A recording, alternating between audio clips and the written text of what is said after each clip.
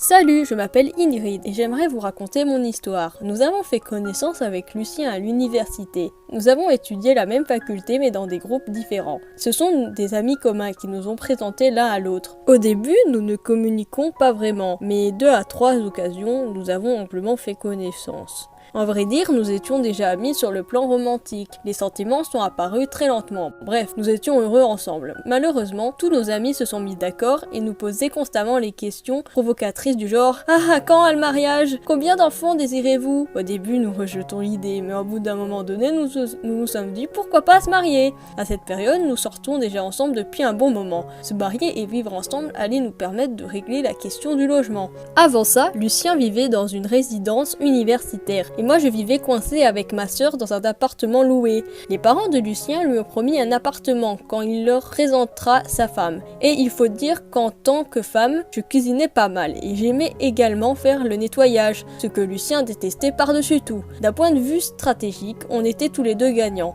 Nous avons ainsi fixé la date du mariage et Lucien m'a présenté ses parents.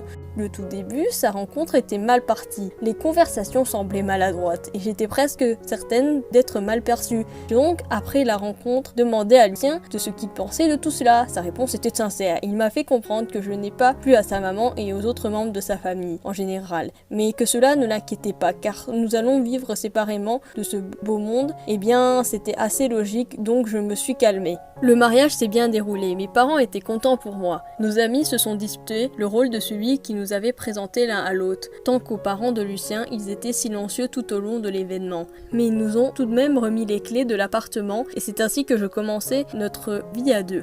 L'appartement d'une pièce était si petit et se situait dans une vieille maison, mais pour nous c'était le petit paradis. Pendant longtemps, nous avons choisi et acheté les meubles avec nos revenus. Pour fêter notre emménagement, nous avons invité beaucoup de personnes. Mes parents ne pouvaient pas venir car ils habitaient loin et travaillaient constamment. Nos amis, tant qu'à eux, avaient assez de plans et nous ont promis de nous rendre visite plus tard. Finalement, seuls les parents de Lucien sont venus. Et cette fois-ci, la rencontre fut pire que la première. La nourriture que j'ai préparée était méchamment critiquée. Les meubles choisis étaient de mauvais goût. Et le bonus, j'étais celle qui détruisait leur fils bien-aimé. Ne supportant pas tout cela, Lucien a finalement demandé à ses parents de partir. Dès ce moment, nous avions décidé de ne plus les inviter et notre vie continua à suivre sa route. Cependant, l'appartement n'était absolument pas une demeure tranquille. Bien au contraire, un soir de week-end, nous étions dans nos délires en se livrant à un combat de coussins. Cherchant à échapper à Lucien, je sautais d'un fauteuil à l'autre. En fin de compte, la coudoir d'un des fauteuils s'est détachée et nous avions alors éclaté de rire, même si c'était bien dommage pour le mobilier. Lucien a donc essayé de comprendre comment réparer la coudoir. C'est alors que j'ai remarqué qu'un objet étrange sous la coudoir. C'était une image bizarre dans un cadre sur lequel se dressait un dessin incompréhensible dont les couleurs étaient aussi bizarres. Nous allons alors vérifier, tous avec un air stupéfait, car le meuble est neuf et seulement ses parents nous ont rendu visite. J'étais prise de peur. Qu'est-ce que c'est? Et pourquoi c'est là? Ni moi, ni Lucien n'avons apporté l'image en question.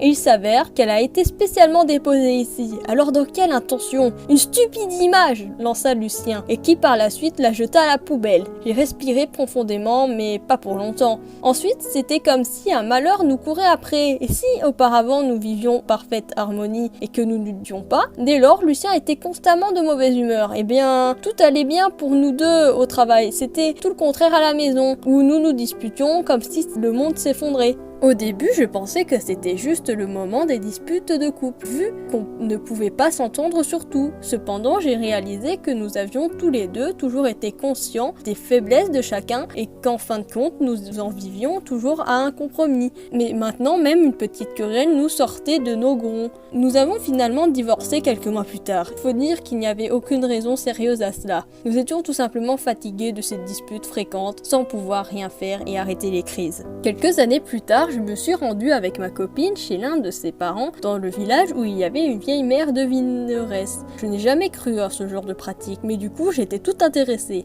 La vieille a explicitement raconté à ma copine son passé, son présent et son avenir. Je lui ai alors demandé pourquoi nous avions rompu avec Lucien, et il avait une de ses chances de sauver notre mariage. On ne sait jamais, peut-être qu'elle dira quelque chose d'intéressant que j'ai pensé. Sa réponse était stupéfiante. On vous a jeté un mauvais sort, voilà. Vous n'avez rien retrouvé d'inhabituel dans votre maison?